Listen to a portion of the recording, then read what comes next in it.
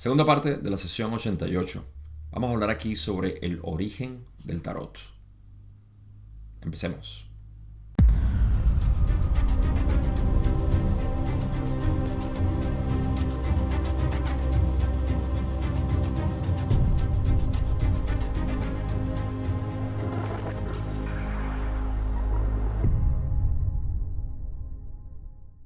Esta sesión definitivamente va a ir hacia tres partes. Esta segunda parte va a estar enfocada básicamente en hablar lo que es el origen del tarot como tal, y la última parte va a ser con la finalización de dos preguntas que fueron bastante largas y que ya llegaremos a ese punto para darles al menos una especie de idea de lo que vamos a hablar en ese momento. Pero aquí no hay mucho que discutir en términos de introducción hacia lo que habíamos hablado anteriormente en la primera parte. La sesión ha sido en esencia sobre material personal, preguntas sobre cómo utilizar un cristal o no utilizarlo, pero el uso de cristal. Y las últimas preguntas que cubrimos fueron con respecto a las fotografías que iban a tomar para publicar el libro del material de Ra. Y eso fue todo. Terminó con una hermosa pero increíblemente fascinante respuesta de Ra, que recomiendo que vayan a ver si no han escuchado, porque la verdad es que es uno de esos consejos de vida que son atemporales. Ok, con eso dicho, no tengo nada que explicar antes de entrar a la primera pregunta que tengo. Así que vamos a pasar. Como ya dije, esto va a ser cubierto en tres partes. Hay una parte que es demasiado larga para cubrirla hoy, así que vamos a hacer lo mejor que podamos. Pasemos a la primera pregunta que tengo, que es la pregunta 13. Entonces, Don dice: gracias, me gustaría preguntar sobre la producción inicial del tarot. ¿Dónde se formó por primera vez este concepto y dónde se registró por primera vez el tarot? ¿Dónde surgió este primer concepto? Ra dice: el concepto del tarot se originó dentro de la influencia planetaria que llamas Venus. Para refrescar nuestra historia, basado en la ley del 1, hace 2.600 millones de años, o como el expresidente de mi país, Rafael Caldera, sugirió a la Real Academia Española y se aprobó 2.6 o 2,6 millardos de años. Me gusta esa palabra. 2,6 millardos de años fue cuando Ra estuvo en la tercera densidad en Venus. En ese tiempo el planeta apenas y tenía vida de segunda densidad. Apenas y estaba empezando a evolucionar su vida de segunda densidad. En ese entonces fue cuando se originó el concepto del tarot. Recuerden, Ra estuvo en Venus, tercera densidad, hicieron cuarta densidad en Venus también. Me parece que quinta, estoy casi seguro que quinta también lo hicieron. Y luego pasaron a sexta densidad. Eso es en esencia todo lo que voy a mencionar para saber qué se originó ahí, con Ra. Pero por supuesto vamos a seguir explorando esto. La siguiente pregunta, donde dice: el concepto se les dio. Hace una pausa y dice: déjame preguntar. Hace otra pausa y dice: dijiste que se originó ahí. Hace otra pausa y dice finalmente: este concepto fue ideado como una herramienta de entrenamiento para aquellos que habitaban Venus en ese momento, o fue ideado por aquellos de Venus como una herramienta de entrenamiento para aquellos de la Tierra. Esto obviamente no es el caso, porque en la Tierra apenas ya habían animales primitivos. Ra dice: el tarot fue ideado por la población de Venus de tercera densidad hace un gran periodo de tu espacio-tiempo en tu pasado. Como hemos señalado, la experiencia de tercera densidad de los de Venus se ocupó mucho más profunda y armoniosamente de lo que ustedes llamarían relaciones con los demás, el trabajo de transferencia de energía sexual y la investigación filosófica o metafísica, el producto de muchas generaciones de trabajo sobre lo que concebimos como la mente arquetípica produjo el tarot que fue utilizado por nuestros pueblos como una ayuda de entrenamiento en el desarrollo de la personalidad mágica. Así que sigamos hablando de historia. Una vez más, Ra nos indica que esto fue ideado por la población de Venus en tercera densidad hace mucho tiempo. Les recuerdo, 2.600 millones de años atrás. La experiencia de tercera densidad en Venus, de Ra, esto lo sabemos ya. Ya que estamos hablando de historia, vamos a hablar un poquito de Ra, que yo sé que a ustedes les encanta saber, y por qué no, ¿verdad? Ra evolucionó en tercera densidad desde una forma particular que tengo desconocimiento total, así como nosotros evolucionamos de los primates, de los simios básicamente. Ellos evolucionaron de algún tipo de especie, y en esa evolución llegaron a tercera densidad, hicieron su tercera densidad, su ciclo de 75.000 años, y luego se graduaron a cuarta densidad, donde pasaron muy poco tiempo, porque cuarta densidad para ellos fue muy fácil. Sin embargo, la quinta densidad aparentemente no lo fue. Dijeron que pasaron muchísimo tiempo en quinta densidad porque ellos eran demasiado armoniosos, muy amorosos, eran compasionados y tenían, es lo que nosotros llamaríamos empalagosos. Eran demasiado empalagosos. Y ellos mismos lo dijeron, que en su mismo planeta eran considerados como tal, extremadamente amorosos. Por cierta parte de la población que también, hay toda una historia ahí que no voy a mencionar ahorita, pero sí eran considerados muy armoniosos. Eso hizo que cuarta densidad fuera, como decimos, un pase. Mientras que quinta densidad, por falta de sabiduría, tuvieron que pasar demasiado tiempo. Quizá por eso es que los ciclos, si nosotros estudiamos los ciclos, nos damos cuenta que cuarta densidad son, si mal no recuerdo, 30 millones de años. Y quinta densidad son 50 millones de años. Quizá pasaron todos estos miles de millones de años en quinta densidad, no estoy seguro. Pero el detalle es ese. Ellos simplemente evolucionaron ahí y como tuvieron mucha armonía, por eso se dedicaron al trabajo con otros yo, a la transferencia de energía sexual, por supuesto, porque es una de las maneras de escalar básicamente lo que es la relación interpersonal y la investigación filosófica o metafísica. Así que esta es una sociedad armoniosa, lo cual es completamente desconocido para nosotros. No completamente, han existido pequeñas civilizaciones, muy pequeñas, en el pasado, y esto lo vemos a través de la historia, que han sido armoniosas, pero han desaparecido, de alguna manera han desaparecido, probablemente por invasión, guerra y simplemente absorción del sistema, del grupo dominante. Esa es mi especulación al menos. Pero en general el planeta como tal era armonioso y tenía una armonía muy pero muy dedicada. Así que eso es Ra, ¿okay?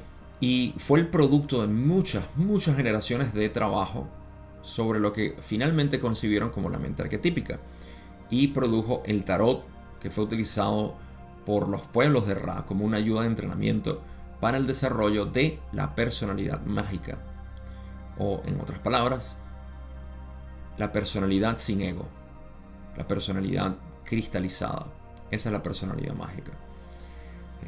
Así que el origen básicamente del tarot viene de una armonía increíble en el grupo que conocemos como Ra, cuyas características eran que habían hecho una investigación filosófica y metafísica bastante profunda, y al mismo tiempo habían explorado lo que era la interrelación personal y transferencia de energía sexual. Esto es algo que de alguna manera se ha desarrollado en el este, al menos. El Tantra, por ejemplo, en transferencia de energías sexuales conocido aquí en la Tierra, así como en relaciones daoístas, que son una especie de convenio o pareja donde se explora a plenitud a través de lo que son los entendimientos metafísicos de la realidad, este tipo de transferencia de energía que es sexual. Así que de ahí fue donde básicamente se originó y fue utilizado para poder entrenar básicamente lo que es el desarrollo de la personalidad mágica, que ya dije que es el ser sin ego, en esencia. Que es lo que todos estamos entrenando en esencia con este camino, y si estás escuchando esto, obviamente estás en ese camino. Pero vamos a la otra pregunta. Don dice, en la pregunta 15, supondré que aquellos de tercera densidad de Venus que fueron los primeros en penetrar parcialmente el velo obtuvieron información sobre la naturaleza de la mente arquetípica y el proceso de velado, y a partir de ahí diseñaron el tarot como método de enseñanza a otros. ¿Es esto correcto? Y Ra les dice, así es. Esto va a generar lo que va a ser mi plataforma de sugerencia, explicación y consejo de corazón para cada uno de ustedes que está escuchando esto. ¿Qué está preguntando Don en esencia aquí? Él está suponiendo que Ra obtuvo esta información de la mente arquetípica a través de la penetración del velo. No Ra por completo, sino los primeros en penetrar parcialmente el velo. Fueron los que obtuvieron información sobre la naturaleza de la mente arquetípica, ¿no? Y aparte del proceso de velado. Y a partir de eso diseñaron el tarot como un método de enseñanza a otros. Entonces, ¿qué sucedió aquí? Según lo que Don pregunta y que Ra afirma que así es que nosotros en tercera densidad, y me refiero a todo el universo en tercera densidad, si nos damos cuenta de la estructura de lo que es segunda densidad y luego el despertar de la conciencia, y estoy hablando no de despertar de conciencia espiritual, sino el despertar de conciencia, el despertar del creador de verse a sí mismo, entonces vemos algo muy interesante en tercera densidad, a través de lo que yo considero que es todo el universo después del velo. Los animales no tienen conciencia de sí mismos, empiezan a desarrollarla, y cuando la empiezan a desarrollar ya están aptos para la cosecha a tercera densidad. En el planeta particular en el que estamos fueron los primates o simios los que empezaron a tener este tipo de trascendencia del animal. En esencia, decir, existo, yo soy. Esto lleva a lo que estoy llamando, desafortunadamente con malas palabras aquí, despertar de conciencia. Es lo que Ra llama dotar de espíritu al complejo mente-cuerpo. Porque ahora tenemos la capacidad de decir, yo soy, yo existo, yo soy algo, independiente. Esto genera lo que es la pregunta perenne, filosófica de si soy, ¿quién soy? Y, por supuesto, si yo soy, independientemente si sé quién soy o si me compro una identidad o lo que sea, también hay algo fuera de mí que llamo el mundo, el universo. ¿Qué es eso? Pregunta segunda. ¿Quién soy y qué es este universo? Y sobre todo, ¿cuál es mi propósito? Y después, ¿de qué está hecho el cielo? Y después, ¿de qué están hechos los humanos? Y después, todo, digamos que se recapitula lo que es la tercera distorsión principal, que es luz, donde la luz se empieza a distorsionar en potencialmente infinitas maneras. Las preguntas van hacia el infinito. Entonces empieza nuestra capacidad de ser científicos, inquisitivos de la naturaleza, de la realidad, filósofos, espiritualistas o como quieran llamarlo. Bueno, resulta que en algún momento esta investigación nos debe llevar al ser. Y cuando investigamos el ser, penetramos el velo. Al penetrar el velo, ocurre esto. Viene una información que no está presente en nuestra naturaleza. Viene desde adentro, por así decir. Eso es lo que Don está diciendo aquí. Ustedes obtuvieron esta información de la mente arquetípica a través de la penetración del velo, y obviamente al penetrar el velo se dieron cuenta de que había un velo. ¿Cómo pasa esto? Bueno, obviamente si tú dices, todo lo que yo sé es esta realidad física, pero luego adentras en ti y dices, epa, ya va, hay un mundo interno al cual yo no estoy consciente, y mientras más le dedico tiempo, más me hago consciente de ese mundo interno. Quiere decir que hay algo que yo no veo, tengo un velo, algo no me permite verlo. Y nace lo que llamamos misticismo. ¿Por qué? Porque la palabra misticismo viene de misterio.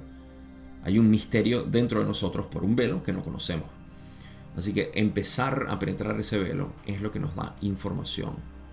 ¿Por qué estoy haciendo tanto énfasis en esto? Porque la invitación como plataforma, el estudio de esto y cualquier otro tipo de camino que decidas tomar, está basado en la individualidad de tu ser. ¿De dónde derivo esto? Que la mente arquetípica, como la conocemos, enseñada por Ra, es simplemente el producto de cómo aquellos ancestros del grupo que conocemos de Ra, cómo ellos destilaron esta información. Ahora, ¿cuál es el mapa de ilustración aquí? Tenemos la mente arquetípica, la cual simplemente es la estructura, los parámetros del logos del Sol para la experiencia en el sistema solar, siendo destilada por Venus, los de Ra en Venus, y luego enseñada a la Tierra. Esa mente arquetípica está accesible a nosotros sin la necesidad del tarot, de la astrología o de cualquier otro método que exista. Es nuestra herencia natural. Manténganse conmigo aquí porque esto es lo que va a llevar a lo que es mi sugerencia de general, porque esto es útil para los que incluso deciden utilizar el tarot como método, o la astrología, o el árbol de la vida como dice Ra, o cualquier otro método. Así que mantengan eso en mente por ahora. Vamos a ver qué más pregunta Don. Pregunta 16, Don dice: también supondré, lo que puede no ser correcto, que la lista actual que tengo de los 22 nombres de las cartas del tarot no concuerda exactamente con la generación original del tarot de Ra. ¿Podrías describir el tarot original diciéndome primero si había 22 arquetipos? Eso debe haber sido lo mismo. Y si son iguales a la lista que he leído en una sesión anterior, o si hubiera diferencias. Ra dice: como hemos dicho anteriormente, cada arquetipo es un concepto complejo y puede ser visto no solo por individuos, sino también por aquellos de las mismas influencias raciales y planetarias, de maneras únicas. Por lo tanto, no es informativo reconstruir las diferencias bastante menores en términos descriptivos entre el tarot usado por nosotros y el usado por los de Egipto y los descendientes espirituales de aquellos primeros estudiantes de este sistema de estudio. Ok, aquí entramos a la parte más pesada de esta sesión, o al menos de esta segunda parte.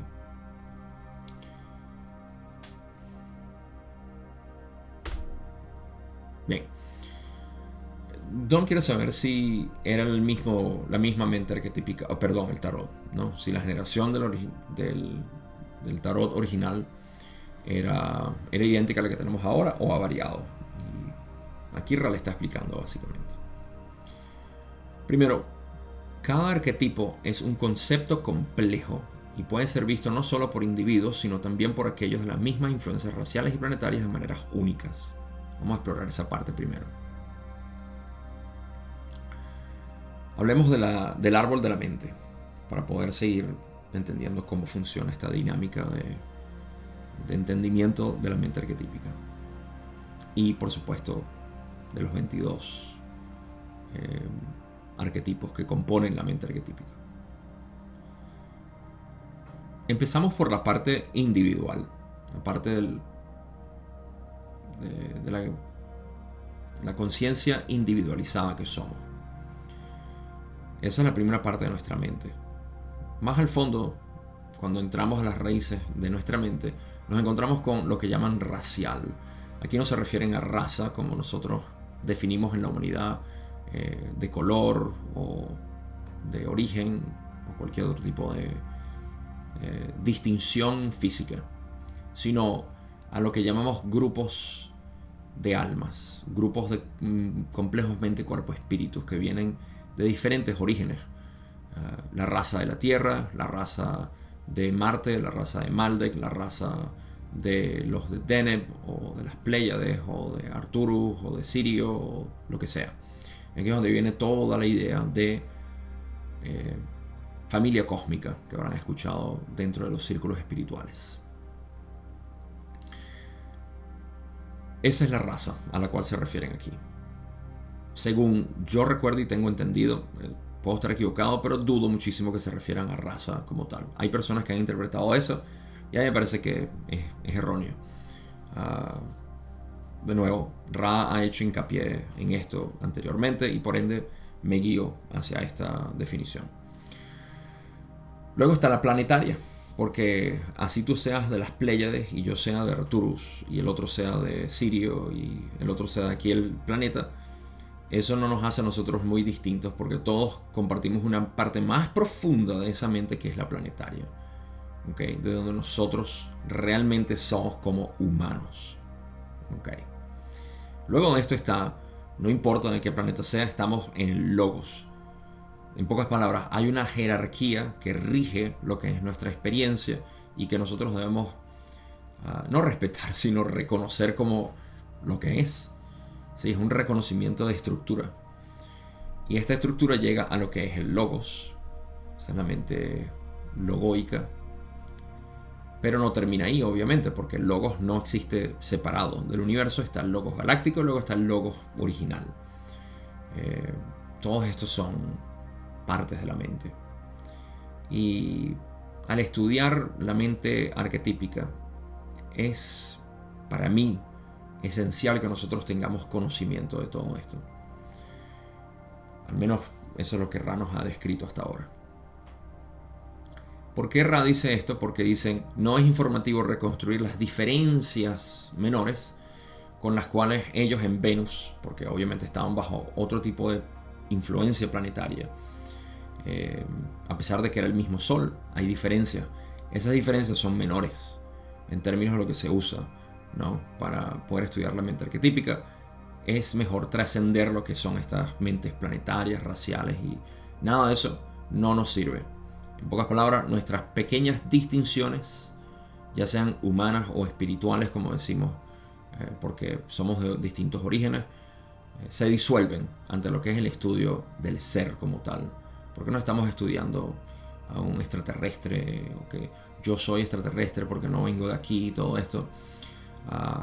Hay una membrana en la cual muchas personas se quedan pegados por mucho tiempo en esto y es saboreando su origen planetario, etc. Hay una limitación ahí en cuanto a lo que es el descubrimiento o la revelación del ser. Y esto es algo que yo he estado diciendo a través de la ley del uno muchísimo, a través de todo este tiempo, incluso con los errantes, porque existe una afinidad enorme con los errantes. Sigue siendo una membrana donde podemos quedarnos pegados porque adquirimos una especie de identidad. Hay que trascender todo tipo de identidad para poder reconocer quién soy. Recuerden, es la pregunta filosófica básica que nos lleva a la tercera densidad. Así que al final dicen, por lo tanto, no es informativo reconstruir esas diferencias. Ok, ya hablé de eso. Entre el tarot usado por nosotros y el usado por los de Egipto, que son básicamente nuestros ancestros aquí en el uso del tarot, y los descendientes espirituales de aquellos primeros estudiantes de este sistema de estudio. Básicamente nosotros somos esos descendientes espirituales. ¿Qué más dice Ra? El único gran avance que se logró después de nuestro trabajo de tercera densidad fue el énfasis apropiado que se le dio al arcano número 22, que hemos llamado la elección. En nuestra propia experiencia éramos conscientes de que existía tal arquetipo unificador, pero no le dábamos a ese arquetipo el complejo de conceptos adecuados para poder utilizar ese arquetipo de manera más eficaz a fin de promover nuestra evolución. Así que en este párrafo completo nos enfocamos en lo que es el arcano número 22, que es la elección. En las cartas del tarot lo tenemos como el The Fool en inglés. Voy a hablar un poco de origen de palabra aquí, porque para nosotros fool es idiota. También se traduce como el loco, pero idiota es una palabra mucho más adecuada. El problema está que está mancillada por lo que conocemos como una connotación peyorativa. Un idiota es una persona que no sabe, que es imbécil, algo así, ¿no? Todos estos eran términos, por cierto, en psicología antes, para referirse a alguien que era simple. Y ese es el detalle, que eso es lo que implica el idiota. El idiota es una persona común, es simplemente una persona común. Un idiota en latín significaba eso. De ahí es donde viene la raíz. Una persona común, mundana, básica, simple. Y eso es lo que representa el 22 en el tarot. Es el idiota. Es la persona común.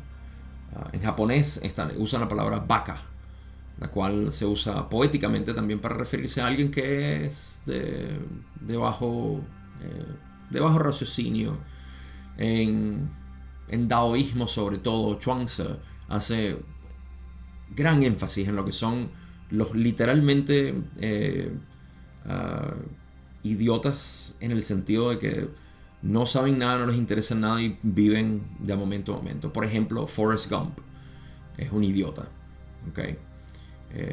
Cualquier persona con lo que llamamos problemas mentales o trastornos mentales tienen algún tipo de idiotez, en ese sentido de que son simples, no tienen esta complejidad que nosotros en nuestra sociedad alardeamos mucho de tener y que no nos ha llevado a nada espiritualmente, obviamente. Eso no quiere decir que no tenga una aplicación nuestro intelecto para poder transmitir información, etcétera, pero no es el método. En fin, esa es la elección.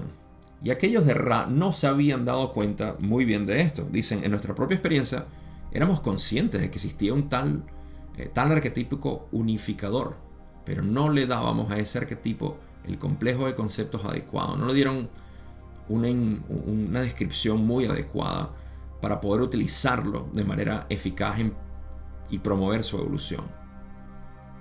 ¿Por qué es esto? Porque, como ya dije, Ra era muy armonioso, completamente armonioso. Entonces, ¿por qué no se dieron cuenta de esto? La elección en tercera densidad, ¿a qué se refiere? ¿Camino positivo o camino negativo?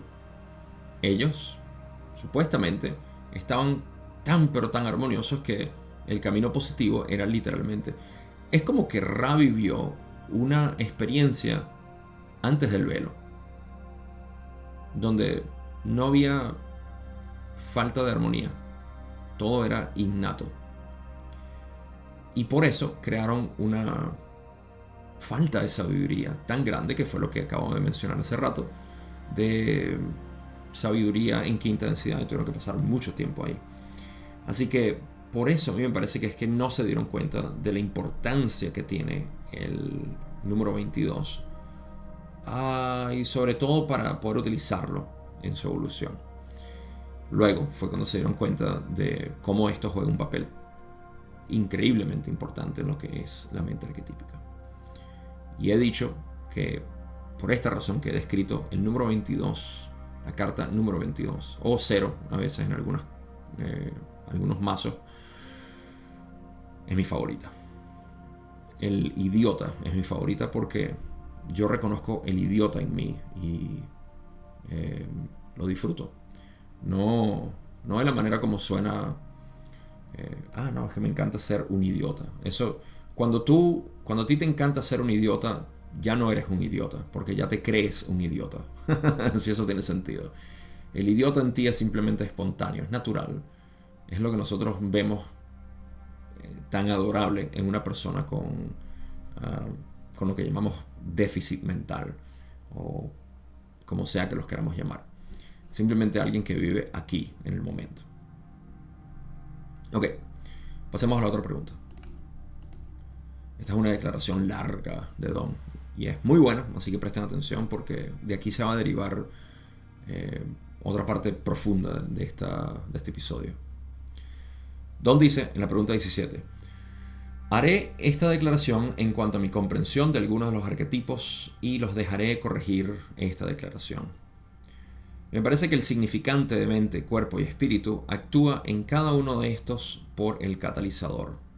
Esto produce experiencia que luego conduce a la transformación y produce el gran camino. Este es el mismo proceso para la mente, el cuerpo y el espíritu. Los arquetipos simplemente se repiten, pero actúan de manera diferente como catalizador debido a las diferencias de mente, cuerpo y espíritu. Producen un tipo diferente de experiencia para cada uno debido a las diferencias en los tres. La transformación es ligeramente diferente. El gran camino es algo diferente, pero todos los arquetipos están básicamente haciendo lo mismo. Simplemente están actuando en tres partes diferentes del complejo mente, cuerpo, espíritu para que podamos condensar toda la mente arquetípica en una forma de decir que al hacer que el significante sea un complejo, básicamente hemos proporcionado una forma para que el catalizador cree transformación de manera más eficiente. ¿Podrías corregir mi afirmación, por favor? Quiero hacer un comentario antes de entrar a la explicación de esto. Y es que a mí me parece que lo que Don explica aquí es bastante congruente con lo que yo entiendo de la mente arquetípica. Veo algo dentro de su pregunta o su declaración que es producto simplemente de querer estudiar esto de una manera académica, no es la palabra, pero sí querer estudiarlo como una especie de concepto que tenemos que entender así en general y ya. Y es cuando intenta condensar toda la mente arquetípica en una forma en la cual el significante se hace complejo y está proporcionando catalizador de una manera más eficiente para la transformación. Yo soy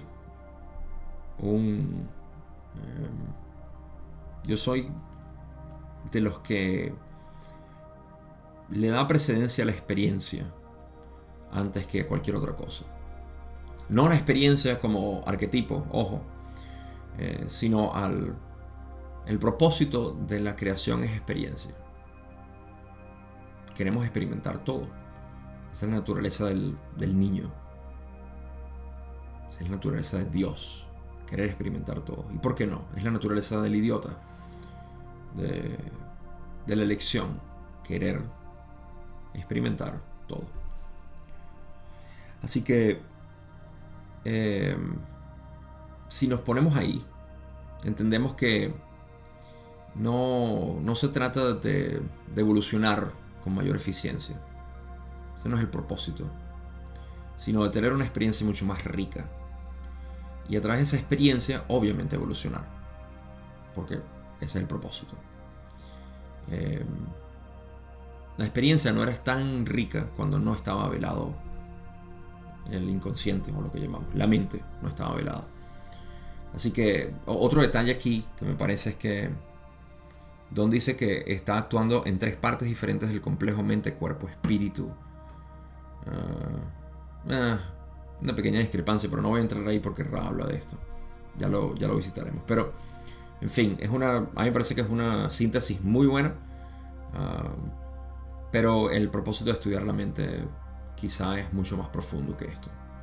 Y no tanto estudiar, sino el propósito de lo que dicen aquí, hacerle significante sea complejo, que fue lo que es el velado, fue para proporcionar catalizador que cree transformación de manera más eficiente. Sí, pero se pierde un poco la esencia. Vamos a ver qué dice Ra. Dicen, en tu declaración, la corrección está tan entretejida con las raíces de los malentendidos más fundamentales que la corrección de tu declaración es difícil. Haremos comentarios y a partir de estos comentarios les pediremos que permitan que ocurra una posible realineación de la conceptualización. En esencia, hay raíces de malentendidos fundamentales en tu declaración que es muy difícil hacer una corrección. Sí, es que la pregunta no se presta para hacer una corrección. Ok, entonces básicamente vamos a hablar sobre esto y queremos que ustedes sigan preguntando. Ra dice, la mente arquetípica es una porción grande y fundamental del complejo mental. Uno de sus elementos más básicos y una de las fuentes de información más ricas para el buscador del creador único infinito. Intentar condensar los arquetipos es hacer un intento erróneo. Cada arquetipo es un Ding an sich, que es una frase alemana, significativo o cosa en sí misma, con su propio complejo de conceptos. Si bien es informativo examinar las relaciones de un arquetipo con otro, se puede decir que esta línea de investigación es secundaria al descubrimiento de la Gestalt o visión o melodía más pura que cada arquetipo significa tanto para la mente intelectual como para la intuitiva. Wow. No solamente nos dio un párrafo gigante, sino que nos dio alemán. Creo que esta es el único párrafo donde Ra ha hablado en alemán. 2 veces. Ding an sich, como dicen aquí, simplemente significa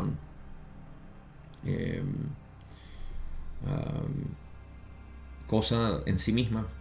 Thing in itself, sí. Algo de sí mismo. ¿Okay? Algo en sí mismo. Sí. Y Gestalt es como una especie de complejo, sí. Es una completitud, algo que unos patrones tan unificados que no se pueden identificar simplemente por dividirlo en partes. Eso es lo que es la mente arquetípica en cada uno de esos arquetipos, ¿sí?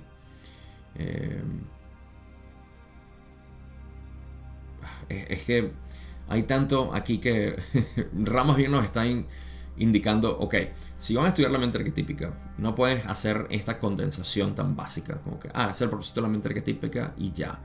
Hay tanto que seguir explorando en cuanto a la mente arquetípica, que voy a simplemente tocar la superficie de la pequeña superficie que yo toco. Así que, sí, no puedo hacer honor, de verdad, a lo que es este estudio. Ahora, ¿qué dice Ra? Okay, la mente arquetípica es una porción grande y fundamental del complejo mental. Okay, la mente arquetípica, tenemos que primero establecer lo siguiente. Lo único que existe es mente. Digamos, la mente es el filtro por el cual el espíritu se manifiesta. Okay, el espíritu siendo puro potencial. Okay, y está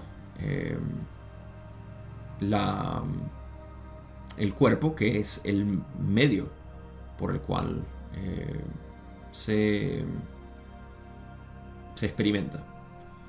Pero sabemos que la mente es lo que canaliza el espíritu y el cuerpo es la criatura de la mente. Así que todo proviene de la mente. Es como que si fuera una especie de paraguas que se abre y todo proviene de ese mismo centro que es la mente. Ahora, esto es importante porque la mente arquetípica obviamente entonces proyecta el cuerpo, procesa lo que llamamos pensamientos, que es la mente, y canaliza el espíritu. Así que la mente arquetípica es el estudio, en esencia, de todo el ser a través de la mente, que es lo que es el eje central de todo esto. Por eso Ra dice, la mente arquetípica es una porción grande y fundamental del complejo mental. el complejo mental de por sí, tiene ese propósito: poder crear cuerpo, poder canalizar espíritu. Y dicen que es uno de los elementos más básicos y una de las fuentes de información más ricas para el buscador del creador único infinito. En esencia, estudiar nuestra mente es la investigación, es la invitación aquí. Intentar condensar, ya dije esto, los arquetipos es hacer un intento erróneo. Cada arquetipo es algo en sí mismo que debe ser estudiado. ¿Sí? Es informativo examinar las relaciones de un arquetipo con otro, y de esto vamos a hablar en la próxima sesión, pero tiene que ver con cómo, por ejemplo, la matriz y el potenciador se pueden estudiar juntos, la experiencia y el catalizador juntos también, los significantes también se pueden estudiar ahora entre líneas, es todo un estudio, y eso lo vamos a hablar en el próximo episodio. Pero se puede hacer eso, ¿no? Estudiar en pares o incluso en grupos, ¿no? Lo que puede ser matriz, potenciador, catalizador y experiencia, se puede ver todo como un estudio en sí. Como esto describe simplemente patrones de nuestro comportamiento, patrones de nuestro ser manifestado, entonces obviamente podemos verlo en sus distintas partes. El gran camino y la transformación son también estudiados en pares, por ejemplo, en sus distintos mente, cuerpo, espíritu. Así que todo esto simplemente es la superficie de la superficie que yo conozco. Y eso es lo que Ra está diciendo aquí. Es un estudio mucho más rico, más profundo. Así que no lo condensemos. Para hablar precisamente de eso, Ra dice aquí: los significantes de los complejos mente, cuerpo y espíritu son complejos en sí mismos, y los arquetipos de catalizador, experiencia y transformación y el gran camino se ven de manera más fructífera como complejos independientes que tienen sus propias melodías con las que pueden informar a la mente de su naturaleza. Hay una relación, como ya dije, más directa en estudiar lo que son los significantes de la mente, cuerpo y espíritu. Hay una relación también entre matriz de cuerpo, mente y espíritu, pero en lo que yo entiendo hay una relación mucho más estrecha entre los significantes, porque el significante como tal es el ser manifestado en constante cambio. ¿Okay? Eso es lo que el significante es. Por eso es significante para toda la matriz, para todo el arquetipo o la mente arquetípica. El significante es lo que realmente está recibiendo todo. El significante es el que está observando a través de matriz, potenciándose, generando catalizador para su propia experiencia, y luego pasa por transformación y gran camino. La evolución es del significante. En pocas palabras, en toda la mente arquetípica, el significante es el que está cambiando como tal. Es lo que yo lo veo como... Esto no existe, pero es como ver el planeta Tierra. Sí, si pudiéramos poner una de esas cámaras de... ¿cómo se llama? De tiempo. Como cuando lo ponen frente a una flor que está creciendo y se ve cómo crece, o un oruga convirtiéndose en una crisálida para luego salir como una mariposa. Si hacemos eso con el planeta Tierra y simplemente vemos todo lo que ha cambiado, cómo ha respirado y cambiado a través del tiempo, así es como yo veo el significante. De hecho, el planeta Tierra quizás es un buen ejemplo de lo que es el significante. Es algo que está constantemente cambiando y moviéndose dependiendo de los estímulos que produce ella misma. No es tan erróneo decir nosotros los humanos estamos destruyendo la pobre Tierra. Nosotros los humanos somos la Tierra. Pero sí, entiendo el por qué decimos eso, como para crear conciencia. Pero esto es un resultado de la Tierra. Nosotros somos hijos de la Tierra. Nosotros somos la Tierra. Así que todo esto es parte del estímulo que la misma Tierra se está dando. Y sí, para los que se me quieran escapar por ahí y decir, no, Gabo, es que yo soy un errante o soy de un lado, ok, eso es tu mente racial. Pero la mente planetaria que precede a la mente racial es el planeta. Así que tú eres más la Tierra que cualquier otro planeta. Eres esto. Somos uno. ¿Qué pasó con eso, pues? Eh, Así que bueno, eso es lo que es el significante, ¿no? Por eso lo menciona, a mi parecer, dice, son complejos en sí mismos.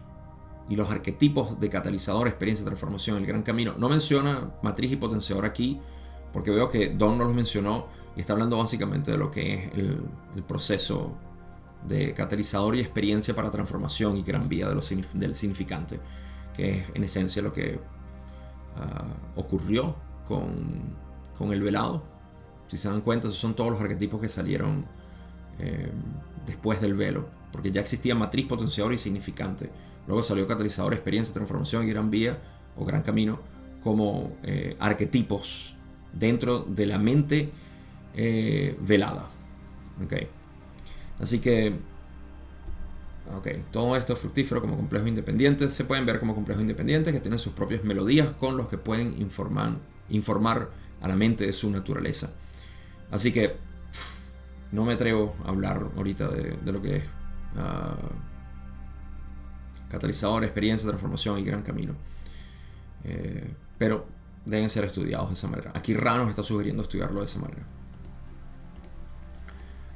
Ra dice también, te pedimos que consideres que la mente arquetípica informa esos pensamientos que luego pueden tener relación con la mente, el cuerpo o el espíritu. Los arquetipos no tienen un vínculo directo con el cuerpo o el espíritu. Todos deben ser llevados a través de los niveles superiores de la mente subconsciente a la mente consciente y desde allí pueden llegar a donde se les ha ordenado que vayan. Cuando se usan de manera controlada, son más útiles. El uso de manera controlada me parece que es el uso de cada uno de los arquetipos dependiendo de lo que sea su utilidad.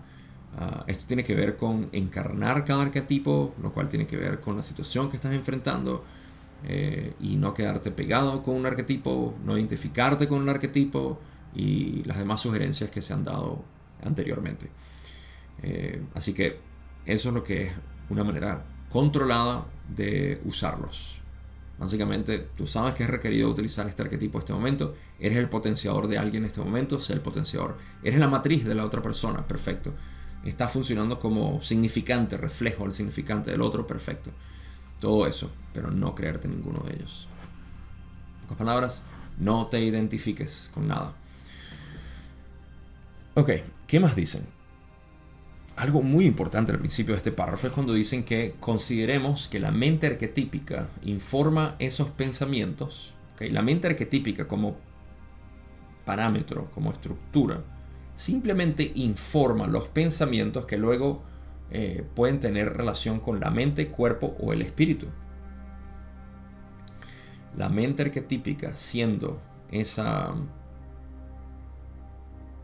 patrón, no es un patrón, ese esquema por el cual los pensamientos se informan, entonces nos da en esencia lo que es nuestra configuración mental, corporal y espiritual. Eso es lo que quieren decir.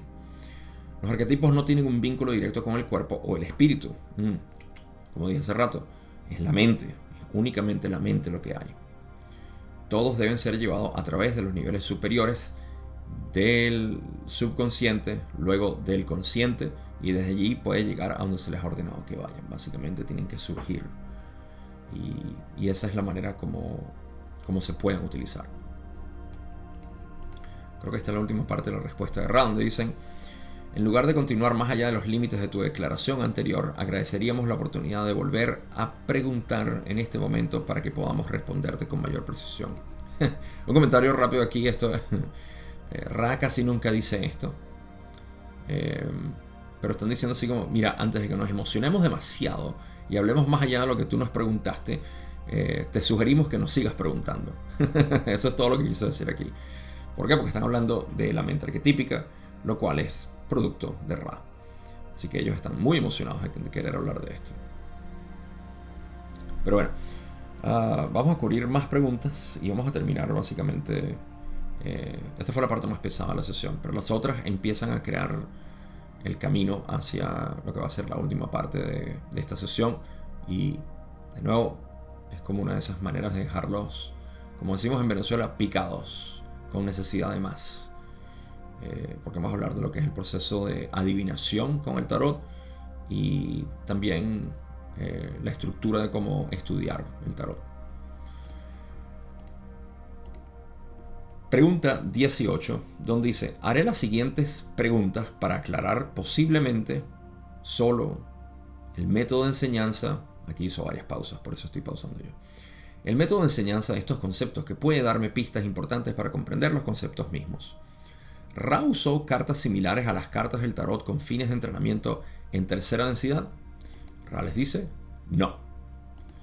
Don, un poquito a la izquierda en mi diapositiva, dice: ¿qué usó Ra en tercera densidad?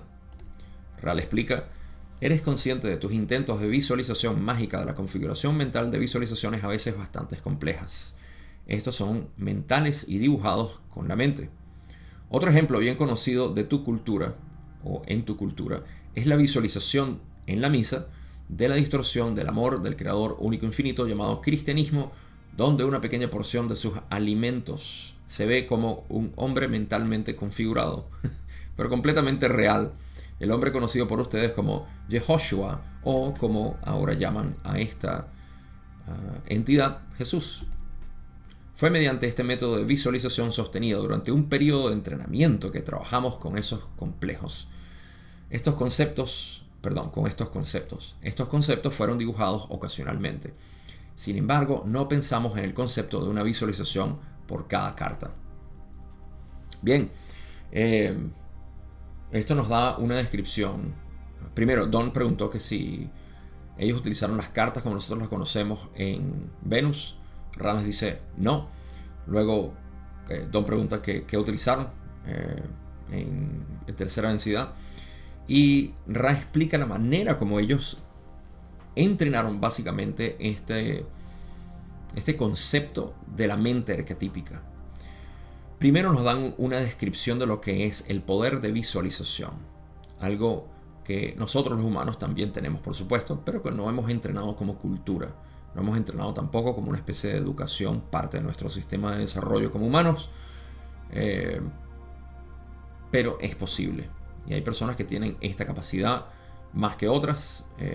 Y esto los hace mucho más espirituales que nosotros. Aparentemente. No, mentira. A veces se siente eso y es como decir: esta persona sabe bastante matemática, es superior a mí. Cuando le ponemos importancia a un lado, siempre le quitamos importancia a otro. No puedes quitarle a alguien sin darle a otro o darte a ti mismo. Normalmente le damos al ego, o le quitamos al ego. Pero sí, esta capacidad de poder visualizar es lo que ellos utilizaron. Y nos dan ese ejemplo de cómo nosotros visualizamos a Jesús cuando hacemos la comunión o es la Eucaristía. Se me olvidó cuál era la otra palabra que utilizamos para... Sí, cuando nos dan... Se me olvidó. Algunos de ustedes lo sabrán y yo me lo está escribiendo ahí en un comentario, por favor. ¿Cómo es que se llama? No me acuerdo. Cuando te dan... De repente en cada uno de sus países le dicen distinto. No estoy seguro. Comunión es cuando hacemos la primera comunión, pero después seguimos haciendo comunión, ¿no? Es lo mismo. Pero bueno, ¿qué hacemos ahí? Estamos recibiendo físicamente un pedazo de comida. Normalmente nosotros le decimos oblea en Venezuela a esto, que es una especie de pan. Bueno, hacemos unos con azúcar que son deliciosos y le ponemos arequipe, pero no estamos hablando de eso. Estamos hablando de Jesús aquí, lo cual es algo simbólico que comemos en la misa con un poco de vino, y eso es para recibir a Cristo en nosotros. Es una manera simbólica de reconocer la conciencia crística de nosotros. Al menos eso es lo que se intenta, así se haya perdido dentro de lo que es el sermón y la explicación en la iglesia, en la misa. Pero eso es lo que estamos intentando hacer, es recordar el Cristo dentro de nosotros, la conciencia crística. Entonces, así como nosotros para poder hacer eso tenemos que visualizar a través de un método físico, de manera verbal también podemos visualizar algo. Esa es la técnica que Ra utilizó. Y dicen: fue mediante este método de visualización o técnica que es sostenida durante un periodo de entrenamiento que trabajamos con estos conceptos. Así que visualizar y mantener. Esto es algo que Fíjense que la capacidad de poder visualizar no es suficiente, porque incluso las personas que tienen esta capacidad de visualizar te dicen que ellos no pueden mantener una imagen por mucho tiempo. Esto requiere una disciplina muy dedicada. Y es algo que normalmente no está, a menos que la persona se discipline. En algunas sectas budistas tibetanas sí se utiliza esta visualización para poder mantener una deidad durante lo que es el ritual que están haciendo. Y aquí se entrena obviamente durante años para esto, para mantener una imagen. Si quieres ver tu capacidad de poder mantener una imagen, trata de hacerlo. Trata de mantener una imagen realmente visualizada sin ningún tipo de interrupción de tu mente. Ahí puedes de repente ver tu capacidad. Estos conceptos fueron dibujados ocasionalmente. Sin embargo, no pensamos en el concepto de una visualización por cada carta. Así que dos cosas. Uno, ocasionalmente las dibujaron y eran simplemente de repente como método para ayudar a que la otra persona las visualizara en su mente. Y segundo, no pensaron definitivamente un concepto de visualización por cada carta. O sea, no tenían una manera estricta de poder decir esta es la matriz. Esta es una de las razones. Primero, déjame cubrir la otra pregunta y luego hablo anecdóticamente de lo que ha sido mi experiencia con esto. Tom pregunta, bueno, ¿cómo transmitió el profesor información al estudiante con respecto a la visualización? Ral explica, el proceso fue cabalístico, es decir, de la tradición oral de boca a oído.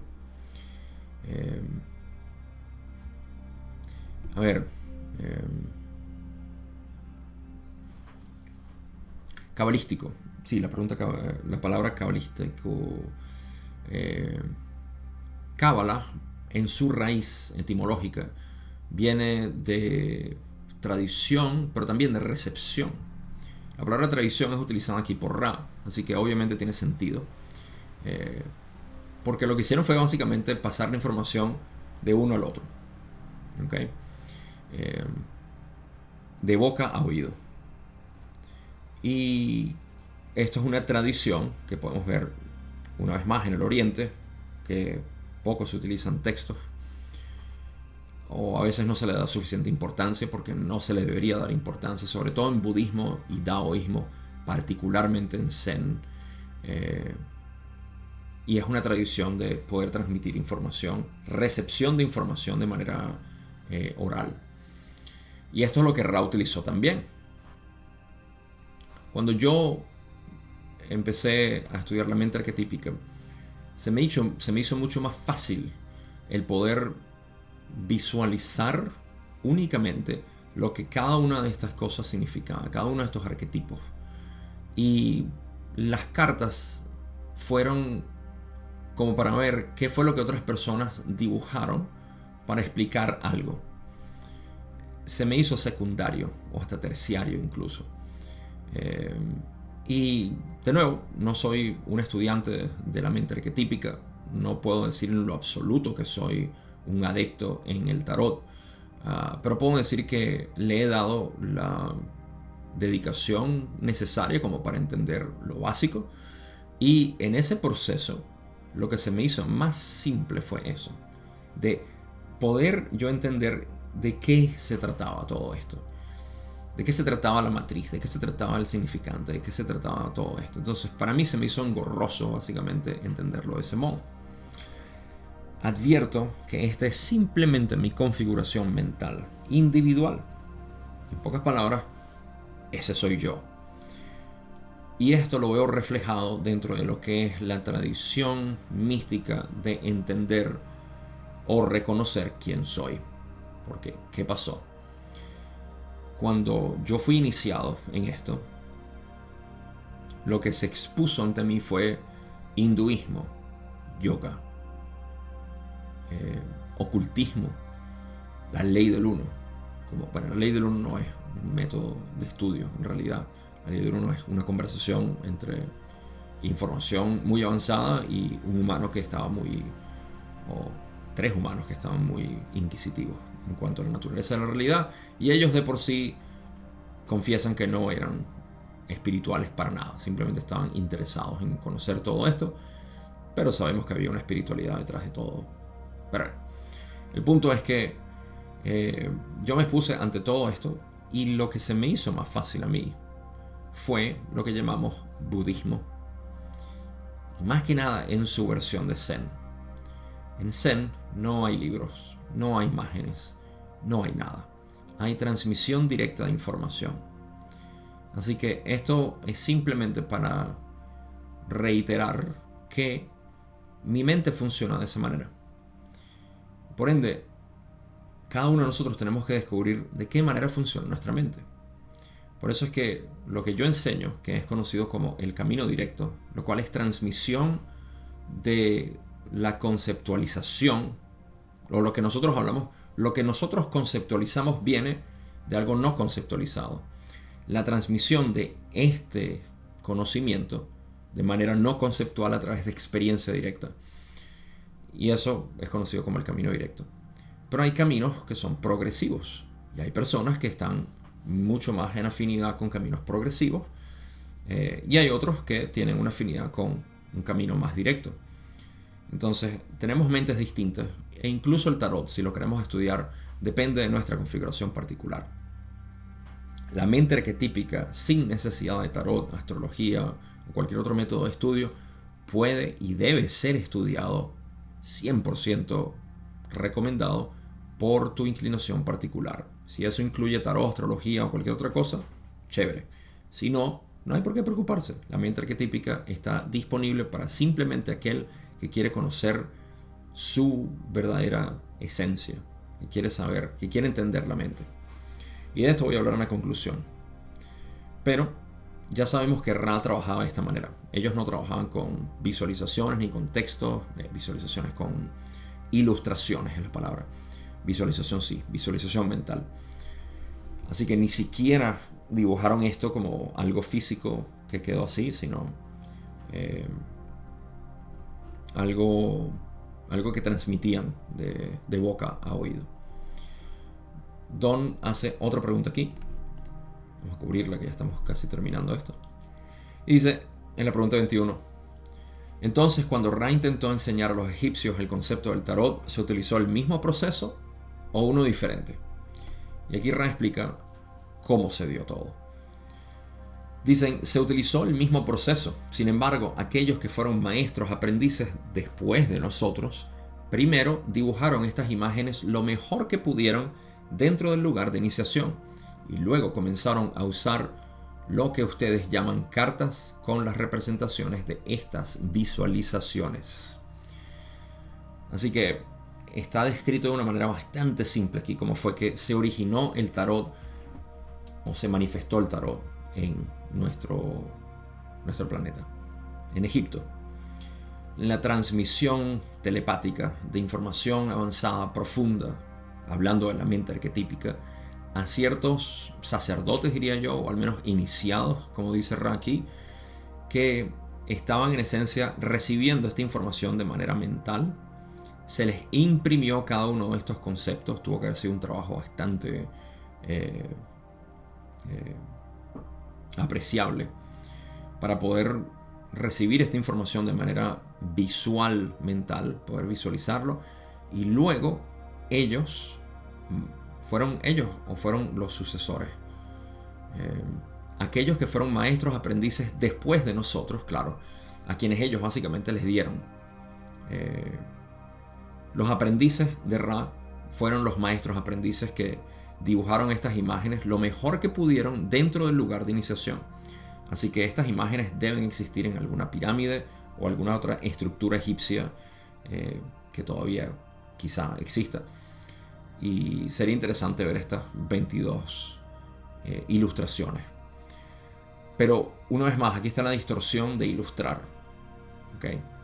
Y por eso es que cuando empiezan a estudiar más a fondo ahorita el tarot, Ra le sigue diciendo a Don, esto no era parte de nuestra visualización y es parte de la distorsión de los humanos aquí, básicamente. Libérala.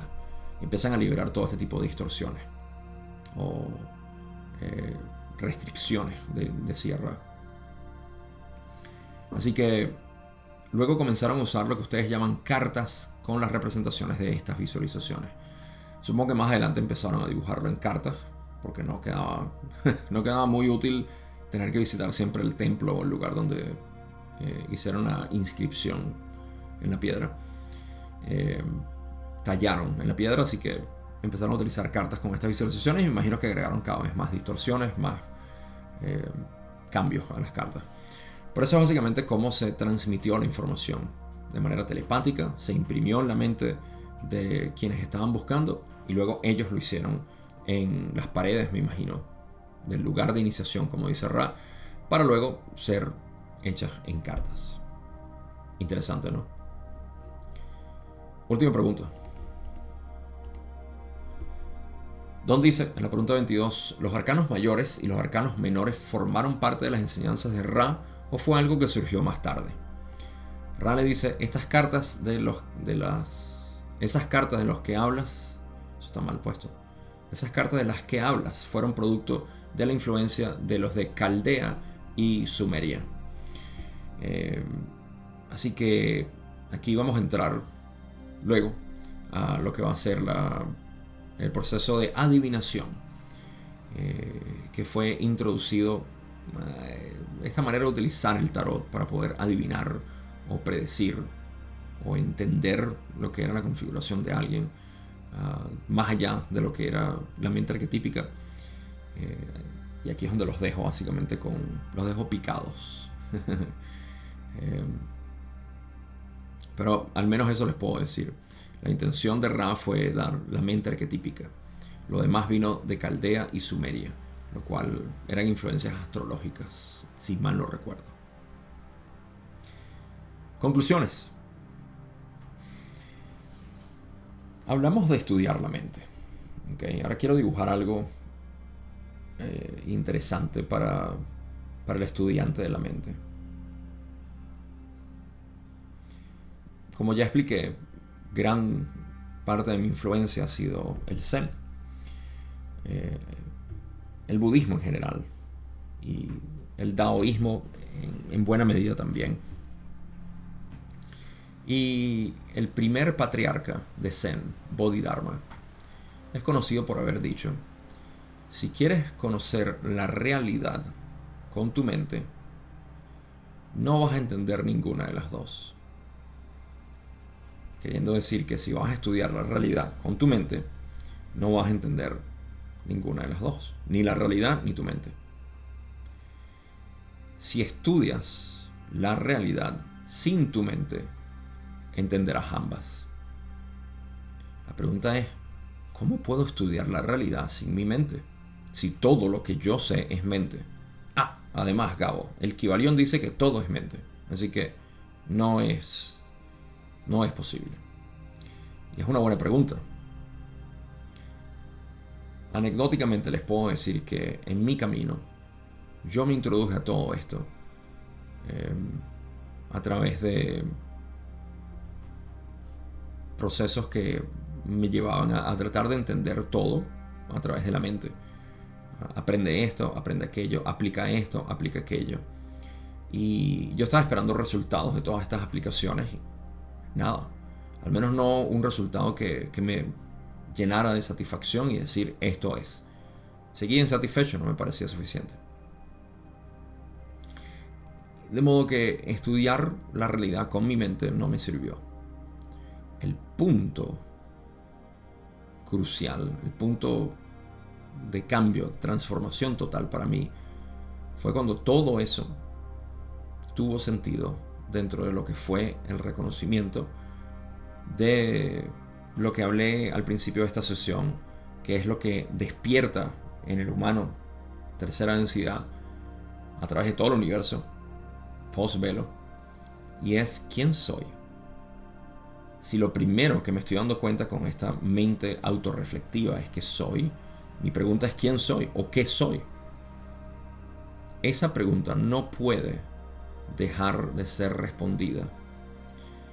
Y si es respondida conceptualmente, se perdió la intención de la pregunta. En pocas palabras, cuando al fin tienes una respuesta, la perdiste. esto empieza a crear la paradoja del buscador. Por eso es que muchos estudiantes en Zen se quedan una buena cantidad de tiempo ahí, en tratar de responder eso. Y hay muchos koans que se utilizan para esto, porque se quiere estimular básicamente, no explicártelo, porque si te lo explico es como explicarte un chiste, no te vas a reír de verdad. No te puedo explicar el chiste, prefiero echarte el chiste de distintas maneras hasta que lo entiendas y te rías. Esa es la intención con Satori.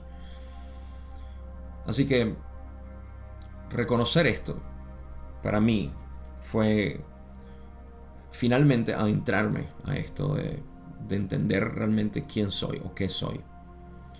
Y que explico, esto no es algo que yo encontré, no, ya yo tengo la respuesta de quién soy. No la tengo, y precisamente porque no la tengo es que puedo entender la realidad de la manera como la entiendo. Es una manera de decir, no sé, y está bien no saber. Todo se deriva del no saber, del desconocimiento, de la irrealidad que yo creo que es, que yo creo que soy. Entonces hay una exploración muy profunda y hermosa aquí que te dibuja la realidad como es. Por eso Bodhidharma dijo, si estudias la realidad sin tu mente, porque al entender quién eres, no lo puedes hacer a través de la mente. Lo tienes que hacer con la conciencia pura, o con lo que llamamos el yo, o con Dios, o con la conciencia crística, o con el cuerpo búdico. Cualquier palabra que quieras utilizar aquí es descriptiva simplemente de lo mismo que no se puede describir. Del Dao, a través del Dao es que puedes entender. El Dao que puede ser nombrado, dicho, enumerado, no es el eterno Dao, dijo Lao Tse. Hay muchas maneras en las cuales se explica esto. El Dao es desconocido para aquellos que lo conocen y conocido para aquellos que los desconocen. Otra manera de decirlo. Aquel que conoce a Brahman no conoce realmente a Brahman. Aquel que desconoce a Brahman conoce realmente a Brahman. En todas partes está escrito. Cristianismo tenemos lo mismo. Meister Eckhart hablaba de esto. En sufismo tenemos lo mismo con Rumi y el resto de la cohorte de sufistas que hablaban de conocerse a sí mismo y conocer a Dios. No importa, el detalle es ese. Pero tenemos una palabra que se nos encaja a todo momento, que es el ego, de querer ya saber. No, ya yo sé, ya entendí, ya estoy aquí cómodo en lo que sé. Y lo que necesitamos es un método de purificación del ego constante, porque el ego es como un pegoste que siempre va a estar ahí pegado. Ahora sí, ¿verdad? Es un temor a vivir en lo desconocido. Pero entiendo que esto no es algo fácil a lo cual adentrarse, porque fue mi propio camino y ahí hay maneras delicadas con las cuales tocar este tema. Pero la invitación es esa. ¿Por qué estoy diciendo todo esto ahorita? Porque la mente arquetípica no la vas a poder entender a través de estudios académicos y de ahora sí lo entiendo porque es que aprendí esto y leí esto y ahora tienes que sentarte a meditar. Aquellas personas que se han sentado a meditar en el tarot, en la mente arquetípica, son las personas que yo más aprecio en su interpretación y son los primeros que te dicen no entiendo nada. O sea, apenas y toco la superficie de esto, pero te dicen no lo entiendo a plenitud, no. Quizá por eso es que incluso a quien más se conoce en la comunidad, que Joseph Dartes, estadounidense, asociado con LNL Research de manera indirecta, lo único que ha hecho es hablar al respecto y ha escrito algunos ensayos, pero no ha podido producir un libro todavía de estudios del tarot porque sigue dándose cuenta. Entonces esto es algo que realmente tenemos que tomar cada uno de nosotros como algo individual a estudiar si lo queremos hacer. Con tarot, sin tarot, a través de la conciencia, me parece a mí que es la manera más cristalina de poder entender todo. a través del desconocimiento del ser. Porque solamente puedes desconocer lo que eres. Por eso tenemos un sistema apofático para conocer a Dios. Algo a lo que Meister Eckhart, por supuesto, es conocido de hacer. No tengo más nada que decir, sino gracias, como siempre, por compartir esto conmigo de manera indirecta, pero siempre ahí en relación con el video o el podcast, dependiendo si estás viendo o escuchando esto. La última parte de esta sesión tiene que ver con tarot también, o la mente arquetípica, pero la vamos a hablar en la última parte porque son largas esas preguntas o respuestas. Y ahora sí, llegamos al final de la segunda parte de la sesión 88. Cuídense mucho y sin más nada que decir, nos vemos en la tercera parte de la sesión 88.